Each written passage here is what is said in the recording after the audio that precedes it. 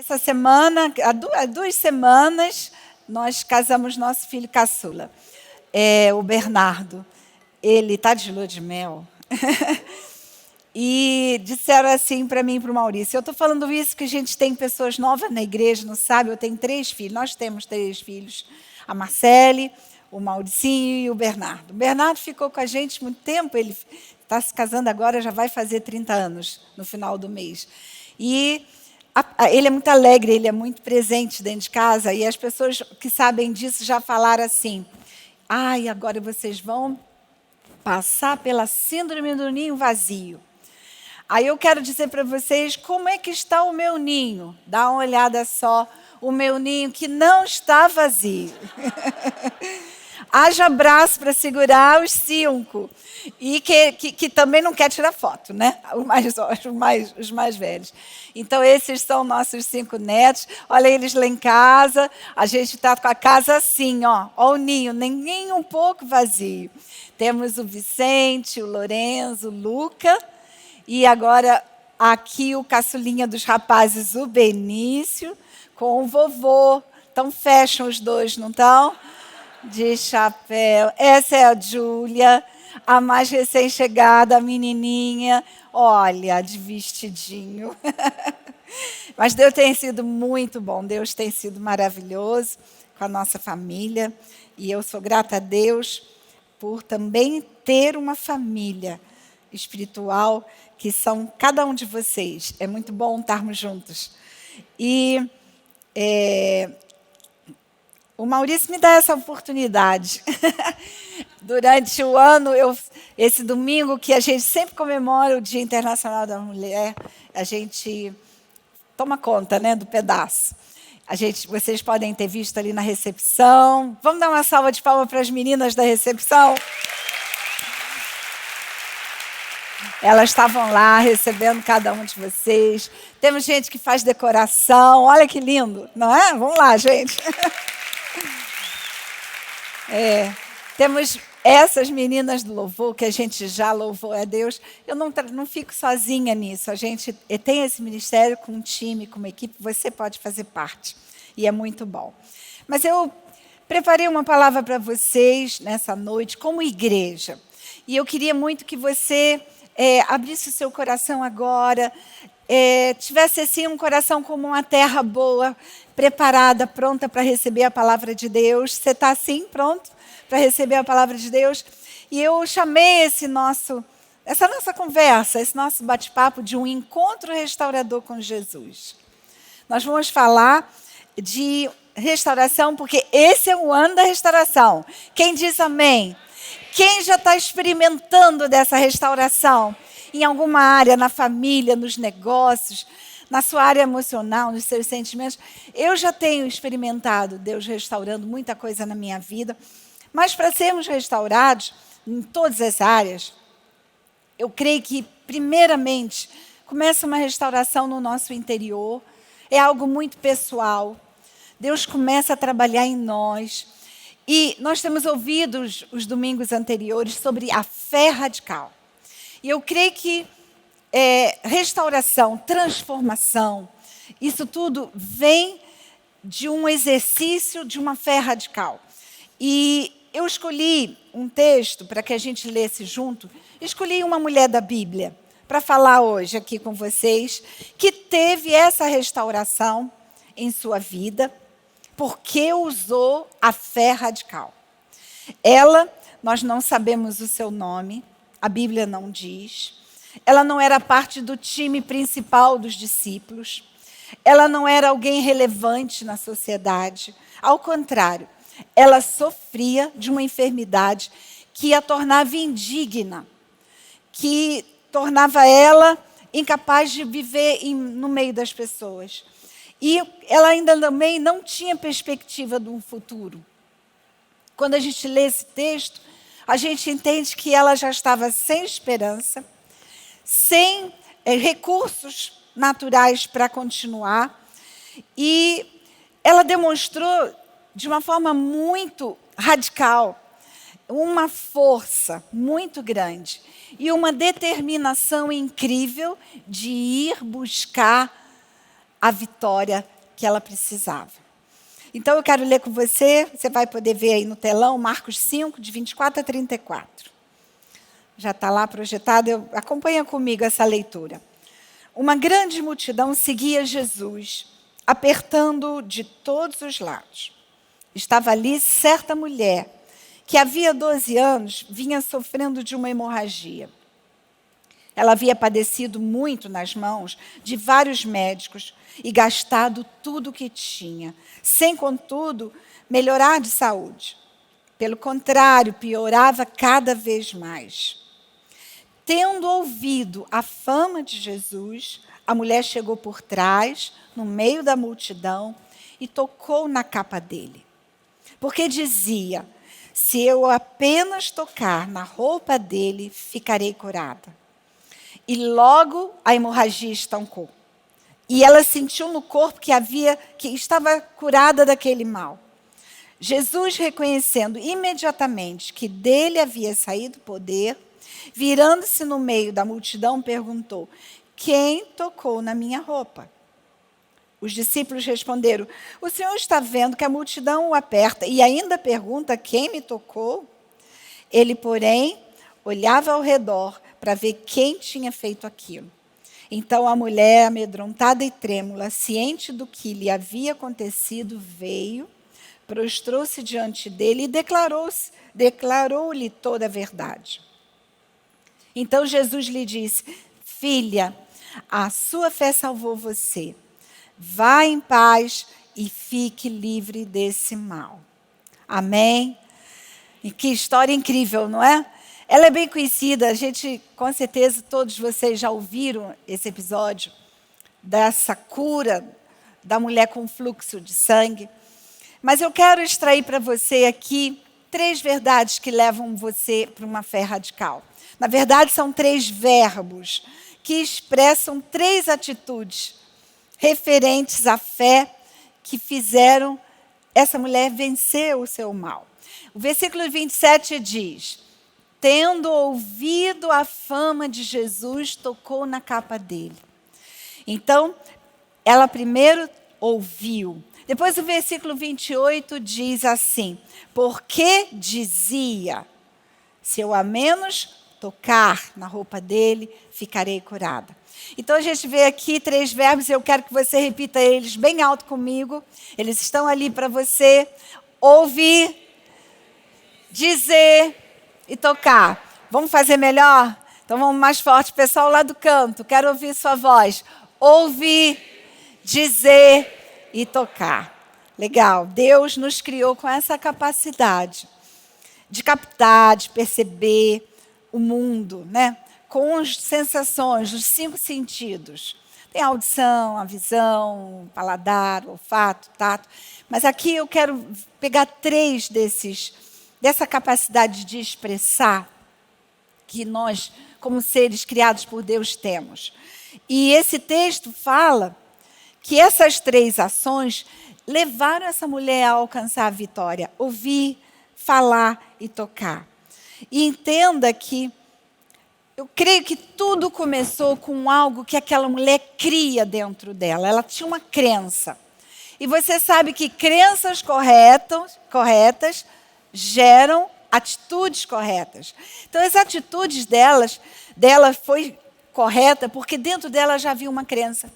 A gente vê no Velho Testamento, ela era uma mulher de uma cultura judaica, que provavelmente ela ouviu histórias do tipo de que aquela manta que o judeu usa, que se chama o talit, as pontas, as franjas, tem um versículo lá no Velho Testamento que diz que dessas franjas, do tzizi, saía cura. Em algumas versões fala as asas, saía cura. Ela provavelmente encheu o coração dela também, porque a Bíblia diz que ela, tendo ouvido a fama de Jesus, ela ouviu de que Jesus tinha compaixão das multidões e que a Bíblia fala isso, né? Ele curava a todos. Quando aquilo chegou no conhecimento dela, gerou uma crença correta, que Jesus cura. Jesus cura. E aí ela partiu de uma maneira muito determinada em busca daquilo que ela necessitava. E interessante que esse ouvir, ele é nato do ser humano desde a criação. Lá no Jardim do Éden, se você for em Gênesis 3:8, você vai ver que Adão e Eva ouviam a voz de Deus. Então, já na criação original, Deus trazia essa capacidade de ouvir. E ouvir a voz de Deus já era alguma coisa que Deus criou, você e eu, para sermos sensíveis e ouvir a voz de Deus. Quando Deus falou com Samuel, a gente conhece a história, né? E ele repetidamente falou: Samuel, Samuel, Samuel. E Samuel achando que era o profeta Eli, e ele disse: fica atento, isso é a voz de Deus. E a gente começa a ver como é importante dar ouvido, como aquele ato dela ter dado ouvido, isso tem uma importância. Quantas vezes a gente viu exatamente o oposto, o povo de Israel não dando ouvido à voz de Deus, entrando por caminhos de pecar, errar, sair da vontade perfeita de Deus, serem derrotados em guerras, porque não deram ouvido à voz de Deus. Então, na nova aliança, a gente vê Jesus já logo de cara, nos primeiros versículos, em Mateus 11:15, Jesus logo diz assim: quem tem ouvidos para ouvir, ouça. É claro que Jesus sabe que todo mundo tem ouvido, mas não é simplesmente esse fato de escutar. Não é uma função, né, desse sentido, simplesmente, ouvir um som. Mas aqui Jesus está ensinando a você a ouvir com intenção de aprender, a ouvir com intenção de acolher, a ouvir com intenção de crer. E ele vai mais além. Ele, em Mateus 7:24, diz assim: todo aquele, pois, que ouve as minhas palavras e as pratica, será comparado a um homem prudente que edificou essa casa sobre a rocha. E todo aquele que ouve as minhas palavras e não as pratica, será comparado a um homem insensato que edificou a casa sobre a areia. Olha a importância de ouvir e praticar. Então não é simplesmente escutar, é ouvir e praticar. Isso te faz estar estabelecido sobre uma rocha, sobre algo firme e inabalável. Aquele que ouve a palavra e pratica está firmado nessa rocha. Aquele que ouve e não pratica, a Bíblia chama, Jesus chama de insensato. Lá o apóstolo Tiago chama você assim de que você está enganando a si mesmo. Aquele que ouve e não pratica está enganando a si mesmo. Ou seja, está nessa areia, nessa base que é instável. E Deus quer que você tenha ouvidos para ouvir e praticar. Jesus disse em João 10:27, as minhas ovelhas ouvem a minha voz. Quem aqui é ovelha de Jesus? Você tem a capacidade de ouvir a voz do bom pastor. Ele diz, eu as conheço e elas me seguem. Seguir a Jesus é praticar a palavra de Jesus. Você e eu não vemos Jesus hoje, então a palavra é que nos faz seguir a Jesus. Então a gente vê aqui também o apóstolo Paulo nos ensinando sobre o ouvir, em Romanos 10:17. A fé vem por ouvir. Eu peguei uma versão que diz assim, a fé vem por ouvir a palavra de Cristo. Ou para ouvir a mensagem é ouvida mediante a palavra de Cristo. Então, seja seletivo, não ouça qualquer coisa. A palavra da nova aliança é a palavra de Cristo. É a palavra da graça, do amor de Deus, do quanto Deus te ama. Essa é a mensagem de Cristo para nós. E essa mulher, ela ouviu a fama de Jesus, que ele curava a todos. Isso gerou fé no coração dela. A fé vem pelo ouvir.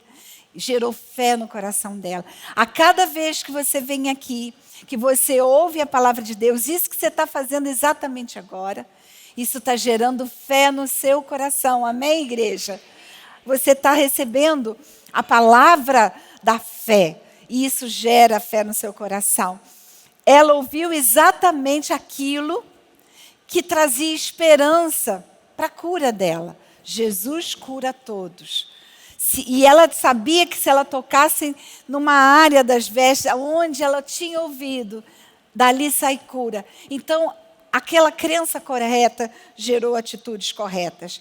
E o Espírito Santo, hoje, nos guia, ele nos fala.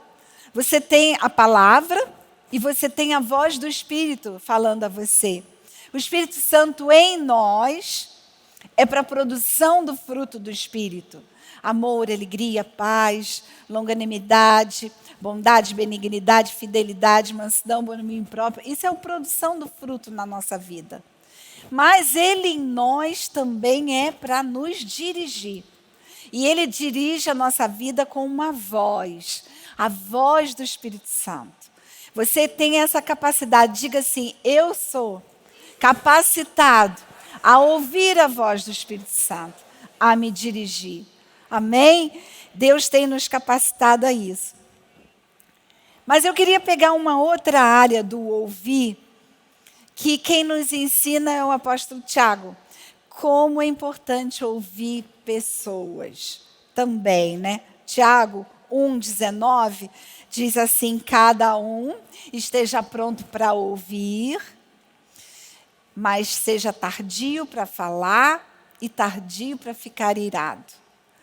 Isso aqui é tão importante porque no geral, a gente fala muito mais do que ouve.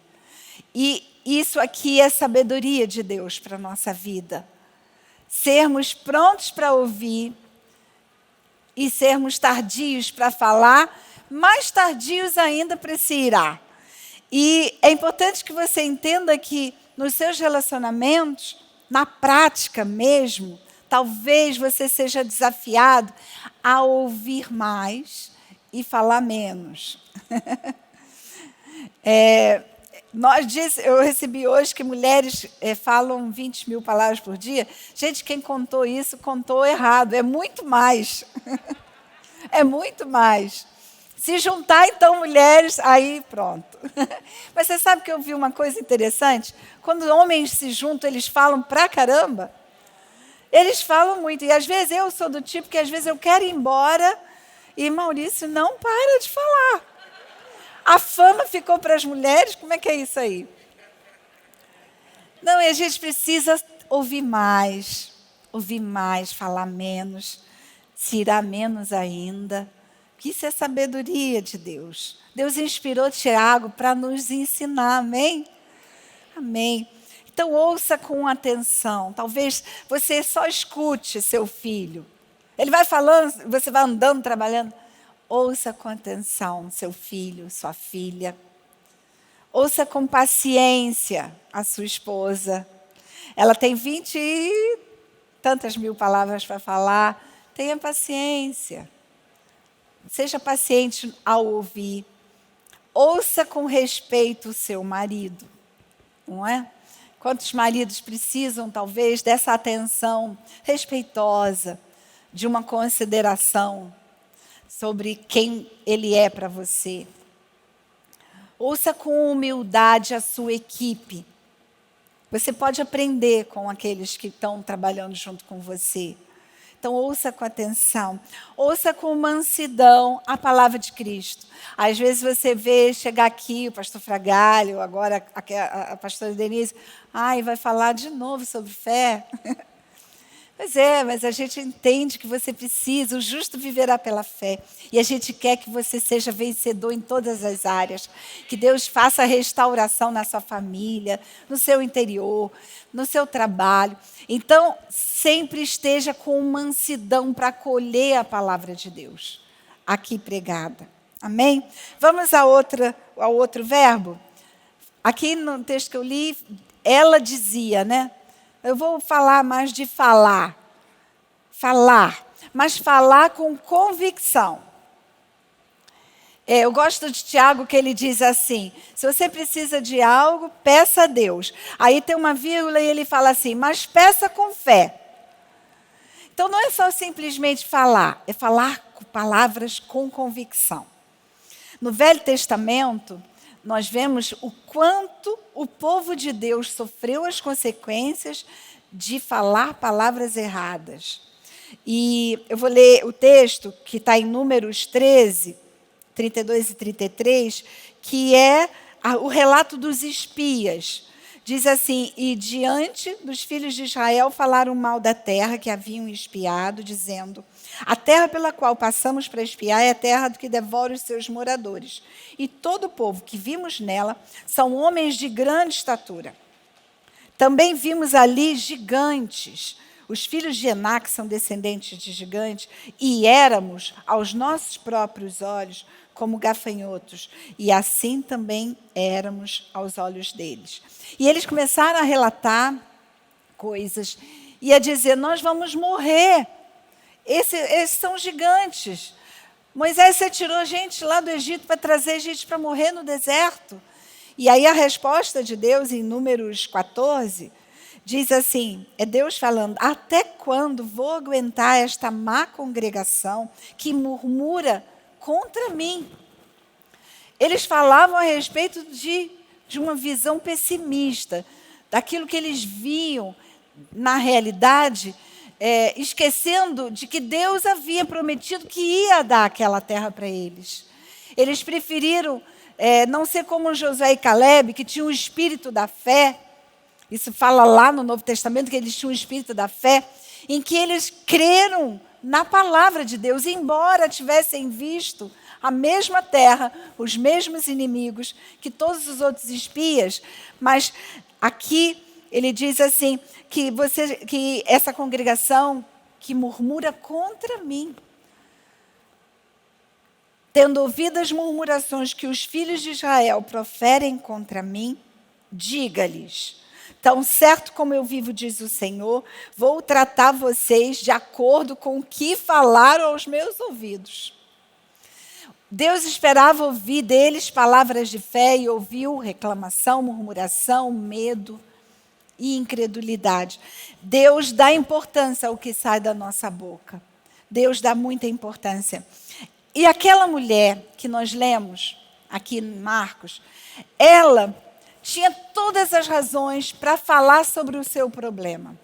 Ela tinha uma hemorragia crônica, provavelmente uma doença ginecológica grave, uterina ou hormonal, não sei, que durante 12 anos era sem interrupção a hemorragia. Provavelmente ela era anêmica, sem forças.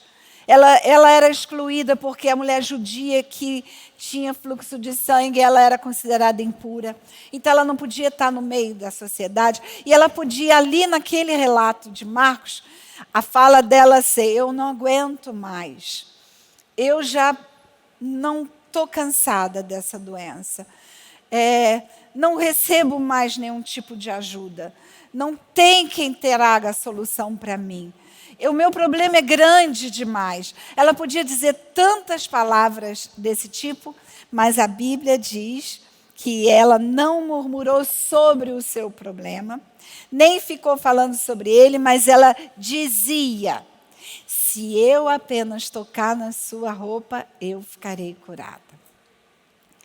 E essas palavras de fé fizeram ela avançar com uma atitude de uma fé radical, que fazia com que ela cada vez se enchesse de esperança daquele mal ser vencido. Jesus nos ensina sobre palavras, sobre dizer coisas, de uma forma muito radical também. Ele já havia ensinado aos discípulos sobre oração, né? Ele ensinou os discípulos pedindo: Senhor, a tua oração é eficaz, ensina-nos a orar. Pai nosso que estás nos céus, santificado seja o teu nome. E ele faz aquela oração não para ser repetida, mas para a gente extrair princípios dessa oração. A oração é importante, sim. Mas Marcos 11, 23, a gente vê Jesus nos ensinando sobre o poder das nossas palavras, sobre a confissão de fé.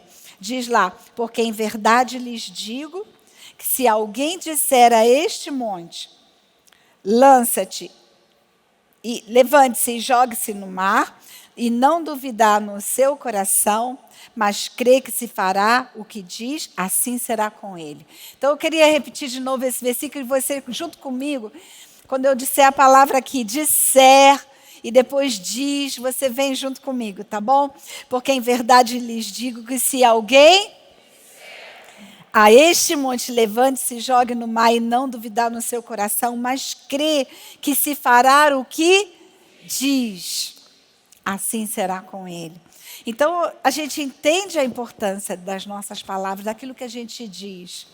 O apóstolo Paulo dá tanta importância a isso, que ele relaciona a confissão com a nossa salvação. Em Romanos, aqui, 10, de 9 e 10, diz assim: se com a boca você confessar Jesus como Senhor e em seu coração crer que Deus o ressuscitou dentre os mortos, você será salvo. Porque com o coração se crê para a justiça e com a boca se confessa para a salvação. Nós somos salvos porque cremos que Jesus é o Filho de Deus, que ele ressuscitou dentre os mortos, e a gente abre a boca e diz: eu quero esse Jesus como meu Salvador e Senhor. E a salvação, o novo nascimento entra para a nossa vida. Tamanha a importância que é nosso falar. Paulo, em 2 Coríntios, diz: nós cremos, por isso também... Pode ser mais alto. Nós cremos, por isso também... Crenças corretas falam, se expressam com palavras de fé. Amém?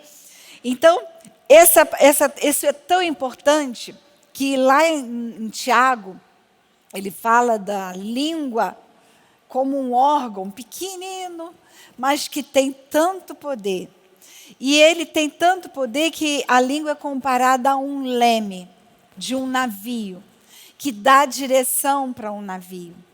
Então, palavras podem mudar o seu destino. Palavras podem dar direção para a sua vida. E a gente crê nessa importância das suas palavras. Suas palavras podem, sim, definir o seu futuro. Provérbios, eu vou correr aqui, que eu vou pular, Tiago, e vou ler Provérbios. E agora, eu queria trazer um pouquinho essas palavras para os seus relacionamentos também. Não só para palavras de fé, naquilo que você crê, mas palavras de sabedoria, para você se relacionar bem. Provérbios 18 diz assim: do fruto da boca o coração se farta, do que produzem os lábios ele se satisfaz. A morte e a vida estão no poder da língua. Quem bem a utiliza, come do seu fruto. Gente, que coisa radical. A morte e a vida estão no poder da língua. Eu queria que agora você entendesse isso assim: a bênção, né, e a maldição. Palavras abençoadoras, palavras amaldiçoadoras. Elas estão no poder da nossa língua. Depois, Provérbios 15 diz que a resposta branda desvia o furor, mas a palavra dura suscita a ira. Você já viu aquela situação, às vezes dentro de casa, às vezes no trabalho, em que a coisa começou a ficar quente, a fervura, né? Levantou fervura. E que, dependendo da sua escolha, das suas palavras, você pode aumentar essa fervura com o tom da sua voz um pouco mais alto, com um tom talvez mais agressivo, e você fazer com que o furor se aumente. E aqui diz Salomão que palavras brandas, elas desviam o furor. Como é importante nós, mulheres, termos sabedoria de manter a atmosfera da nossa casa com uma atmosfera de palavras brandas. A gente vê lá Pedro, na sua epístola, dizendo assim, que o que tem de grande valor para Deus é um espírito manso e tranquilo. Mas não é alguém inerte, alguém assim, um vegetal. Não. Isso é fruto do Espírito. É para situações como essa, você se manter em equilíbrio. Você se manter com uma palavra que vai abaixar a fervura. que vai trazer paz, que nós somos chamados pacificadores, amém? Bem-aventurados pacificadores, sou eu e você. Nós temos essa capacidade de sermos pessoas que podem trazer a paz. Colossenses 4:6 diz que a palavra dita por vocês que seja sempre agradável, temperada com sal, para que saibam como responder a cada um. Então vamos ver esse verbo na prática? Na prática, você pode destruir a autoestima de um filho, de uma filha, com as suas palavras. Dizendo palavras do tipo: você não vai conseguir, você é feio, você é burro, você não aprende nunca. E isso marca a vida de uma criança. E ao contrário, você pode até estar vendo as dificuldades dele, mas você pode edificar o seu filho com palavras que vão fazer ele se tornar meninos, jovens, adolescentes, corajosos, confiantes em quem eles são em Cristo. Palavras têm poder. Saiba usar elas de forma correta. Eu coloquei aqui: corrija comportamentos, mas reforce identidade. A gente às vezes confunde, né? É um menino travesso, é um menino levado, é um adolescente respondão. E a gente já rotula, né? Você é levado, você é desobediente. Não, corrija comportamentos, mas reforce identidade, quem eles são, quem você quer que eles sejam. Isso tudo é parte do nosso curso de paz, né, pastora Neiva? Nós ensinamos muito sobre essas palavras na criação dos filhos, como isso é importante. E casamentos podem perder o brilho, podem perder a alegria de viver juntos por causa de palavras duras, por causa da frieza nas palavras. Aquele docinho, aquele amorzinho do tempo de namoro precisa permanecer até os 50 anos casado. Amém? Os casados aqui digam amém. A gente salva casamentos com palavras corretas, com palavras amorosas, com elogio. Hoje eu ganhei um elogio aqui público. Caramba! Aumenta muito a gente, né? Nessa confiança de quem você está caminhando junto. Então não despreze isso. Palavras grosseiras podem fazer você perder os seus melhores funcionários. Talvez você não saiba como patrão, como líder, né? Tratar pessoas. Pessoas precisam ser tratadas com palavras de sabedoria. Talvez você precise ser mais gentil e amável na forma de falar com quem você lida no seu dia a dia. Talvez eles precisem do seu encorajamento, da sua força. Olha, você errou dessa vez, mas não tem problema, eu acredito que você vai conseguir fazer melhor. Isso faz com que pessoas trabalhem com mais alegria, com mais leveza. E isso é muito bom. Amém? Vamos ao terceiro e último verbo, tocar. Mas igual a falar, foi um toque com fé. Não foi qualquer toque. Provavelmente Jesus estava sendo empurrado, estavam encostando nele mesmo para tocar nele, mas ele percebeu um toque diferente. Ele disse, né? Alguém me tocou porque eu sei, porque de mim saiu o poder. Então foi um toque diferente. Existem 2 toques que eu queria exemplificar. O de Tomé, que disse sim, lá em João 20, né? Então os outros discípulos disseram a Tomé: vimos o Senhor. Mas ele respondeu: se eu não vir o sinal dos pregos nas mãos dele e não puser o meu dedo, não puser a minha mão no lado dele, de modo nenhum acreditarei. Ele queria tocar porque havia incredulidade nele. Então ele falou: não, eu não vi, então eu não creio. E aí a resposta de Jesus no versículo 29 foi assim: você, Tomé, creu porque me viu? Jesus perguntou. Bem-aventurados são os que não viram e creram.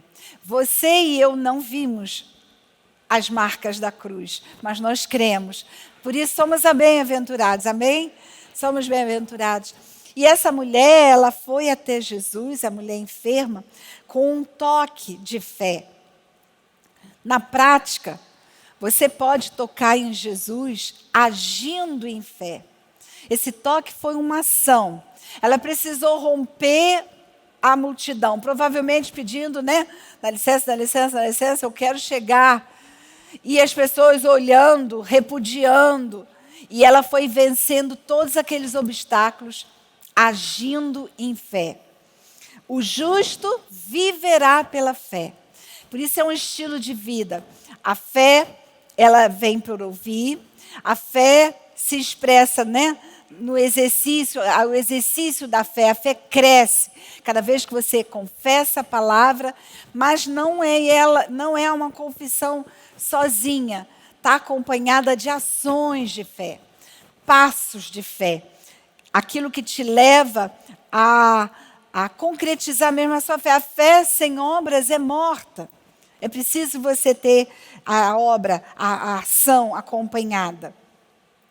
Mas também você pode tocar o coração de pessoas com ações amorosas, bondosas, generosas, no seu dia a dia.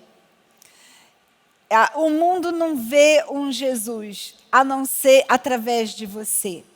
E quando você age de forma amorosa, generosa e bondosa, você está revelando que Jesus mora em você.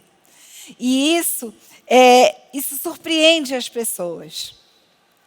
Talvez hoje você precise, você que é uma esposa, surpreender o seu esposo, fazendo lá um jantarzinho gostoso. Hoje não, é domingo, tudo bem, eu vou dar vou pegar mais leve com você. Você vai para casa agora, né? Mas um dia da semana, prepare algo especial para ele. Você vai surpreender ele com isso. Os maridos, talvez, hoje ou qualquer outro dia, podem surpreender as esposas com uma louça lavada. Ele olha de lado toda vez que eu falo isso. Eu fico muito feliz quando eu chego do salão e eu falo assim: eu fiz minhas unhas. Ele diz: pode deixar que eu lavo a louça. Eu amo isso. Então, são surpresas de ações de amor, não é? Talvez você possa ter um tempo de qualidade com seu filho. Talvez você possa ter tempo de qualidade com uma amiga. Isso são ações amorosas. Elogiar, presentear, são ações amorosas. E isso causa uma revolução. Eu chamo de revolução do amor, porque é o título de um livro da Joyce Meyer, que é maravilhoso. Eu sempre indico ele. Ele fala de ações práticas do amor. Se você precisa saber como praticar, compre esse livro dela. É muito bom. E eu creio que as pessoas precisam dizer assim: uau! Quando você age em amor. Quando você age acreditando, sabe? A Bíblia não fala, mas eu acho que Jesus fez um uau. Quando aquela mulher tocou nele, ele fez: uau! Alguém me tocou. Porque foi algo que surpreendeu, foi diferente de qualquer outro toque. E eu quero concluir, eu quero trazer para você uma conclusão dessa palavra. Dizer assim: ouvir sobre Jesus, dizer palavras de fé, tocar em Jesus, foram atitudes que mudaram o destino daquela mulher. Porque logo depois que ela foi curada imediatamente, a Bíblia diz que Jesus disse assim: filha, a sua fé salvou você. Vá em paz e fique livre desse mal. Que mudança! Que mudança que um encontro com Jesus trouxe para aquela mulher. Um encontro restaurador, que restaurou toda a vida dela. Ela foi citada como uma certa mulher, não tinha nome. Uma certa mulher que era excluída, rejeitada por todos, agora passou a ser chamada de filha. Jesus incluiu, acolheu ela na família dele. Filha. Jesus trouxe ela para próximo, para a intimidade. E trouxe ela como filha. De certa mulher passou a ser filha. De enferma há 12 anos. Agora estava curada completamente. Recebeu mais do que cura. Agora ela estava integrada novamente na família, na sociedade, livre para trabalhar, para viver o dia a dia dela. E mais do que cura, porque Jesus não disse assim, filha, a sua fé curou você. Ele disse, a tua fé te salvou. E salvação é algo mais abrangente, que inclui cura, mas é abrangente, é uma vida abençoada, próspera. Próspera não só de dinheiro, próspera da alegria, da paz interior, de família abençoada. A palavra sotéria, a salvação, abrange libertação, abrange proteção. Isso tudo aquela mulher recebeu, a tua fé em ouvir e crer, a tua fé em falar que você seria curada. A tua fé em me tocar com fé trouxe salvação. E aí Jesus continua dizendo, vá em paz e fique livre. Então ela recebeu paz, ela não saiu dali atribulada, ela diz que ela se apresentou, né, amedrontada, trêmula. Fui eu que te toquei. Mas ali, depois que Jesus disse isso, ela saiu em paz, segura. E liberta, livre, para viver tudo aquilo que Deus tinha para ela. Que transformação, que restauração esse encontro com Jesus provocou. Seja você aqui hoje um homem ou uma mulher, jovem, mais experiente, talvez, com mais idade, enfim, você pode ter esse encontro restaurador com Jesus aqui. Eu creio, eu orei por isso. Quando eu me preparei, eu falei, Jesus, que haja um encontro chapado. Um encontro que traga uma mudança, uma transformação tão grande em todas as áreas. E eu creio que isso é possível na sua família, no seu trabalho, naquilo que é a sua necessidade. Eu creio. Então, olhe para Jesus. Olhe para Ele. Olhar para Jesus é olhar para a palavra e praticar a palavra. É encontrar uma herança que você possui em Jesus. Você crê nisso? Você é co-herdeiro com Deus. A Bíblia te chama de co-herdeiro. Você tem uma herança. Encontre na Bíblia aquilo que é teu por direito, aquilo que você possui.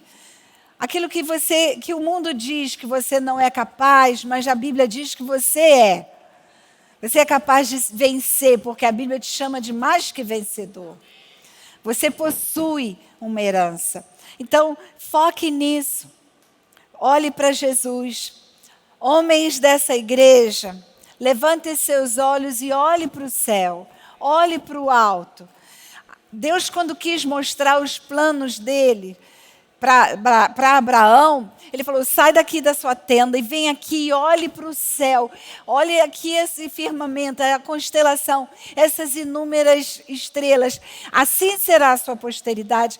Então é preciso, às vezes, você que está sem esperança, talvez sem perspectiva de trabalho que você perdeu, não sei, ou mesmo dentro do seu próprio trabalho, dentro da própria família, olhe para Jesus, olhe para o alto.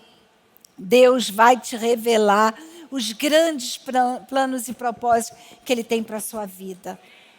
Vocês, homens, são muito valorosos para Deus. Deus te criou para ser cabeça. Deus te criou para ser sacerdote dentro do seu lar. Isso não é pouco, isso é muito. Deus te criou para ser um influenciador no seu trabalho, um embaixador de Cristo. Não para ser um pregador na frente de um púlpito, mas para pregar Jesus com a sua vida. Então, levante seus olhos e olhe para cima. Amém? Mulheres, olhem para cima também, mas não se preocupe com as coisas. Nós, mulheres, temos uma tendência a nos preocuparmos com o dinheiro, com os filhos, com isso, com aquilo. E Jesus disse assim: olha os lírios do campo, olha as aves do céu. Se eu cuido deles, não vou cuidar de vocês? Vocês valem muito mais. Então, se veja alvo do amor de Deus. Deus cuida de você. Fique em paz. Fique em paz. Lá em Hebreus a gente vê o escritor dizendo: olhando para o autor e consumador da minha fé. Você pode repetir isso comigo? Olhando para o autor e consumador da minha fé. Jesus. Amém. Ouça a voz do bom pastor, que hoje te diz: este é o meu filho amado, em quem eu tenho prazer. É isso que Deus está te dizendo hoje. Você é minha filha, meu filho amado, em quem eu me comprazo. Essa é a voz que você deve ouvir todos os dias. Quando você acordar, fale: eu sou a filha amada, a queridinha do Pai. Eu, às vezes, até digo assim: eu sou a preferida. Porque eu sou muito abençoada por Deus. Eu sou grata a Deus por tudo que Ele tem feito. Então, quando a gente foca nisso, em ouvir a voz do bom pastor, não ouça a voz ou as vozes do engano desse mundo que quer ditar quem você deve ser. Você é o que a Bíblia diz que você é. Você possui o que a Bíblia diz que você possui. Você pode tudo aquilo que a Bíblia diz que você pode. Amém? Fale palavras de fé, palavras de vida, para si mesmo e para os outros.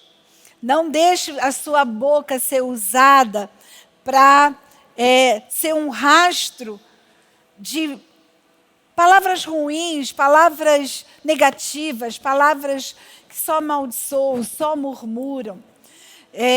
Isso não condiz, não é coerente com quem nós somos. Nós somos cristãos. Os dois apóstolos, Pedro e João, quando eles saíram da prisão, enquanto eles falavam, as pessoas diziam assim, que reconheciam que eles haviam estado com Jesus, que eles eram discípulos. Alguma coisa passava. Então, que você deixe também um rastro, né? Um perfume, uma fragrância de Cristo.